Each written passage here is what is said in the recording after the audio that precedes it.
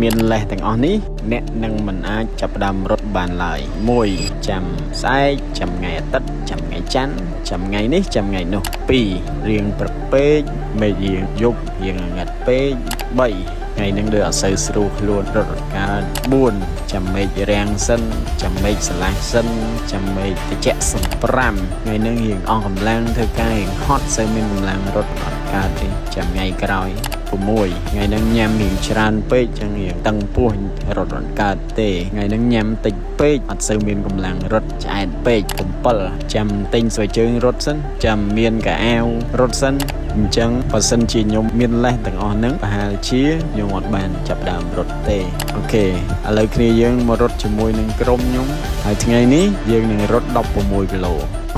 គីឡូទី1គីឡូទី1គីឡូទី2គីឡូទី2ស៊ូគីឡូទី3គីឡូទី3គីឡូទី4គីឡូទី4គីឡូទី5គីឡូទី5ហើយចាប់ដល់គីឡូទី6គីឡូទី6ហើយបង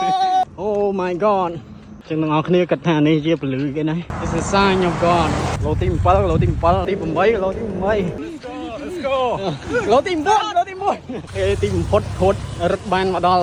ថោងហ្នឹងអត់បែកកង់ទេថ្ងៃនេះអាចឡើងជន់ក្តារទៀតមើលថ្ងៃហ្នឹងឥឡូវយើងគីឡូទី8កន្លះគីឡូទី9គីឡូទី9គីឡូទី10គីឡូទី10គីឡូទី10គីឡូទី11គីឡូទី11កន្លះកយើងបែកកង់ពីរនាក់គីឡូទី12រកឃើញអ្នកបែកកង់គីឡូទី13គីឡូទី13គីឡូទី14គីឡូទី14អោនតាមជាប់16នេះអូយគីឡូទី15គីឡូទី15យើងខ្វះ5គីឡូទៀតទេគីឡូទី16គីឡូទី16គីឡូទី16នេះគឺនៅធម្មតានៅធូធម្មតានៅធូបំបែកអាចថែមបាន4គីឡូទៀតជួបគ្នាវីដេអូក្រោយយើងនឹងរត់18គីឡូ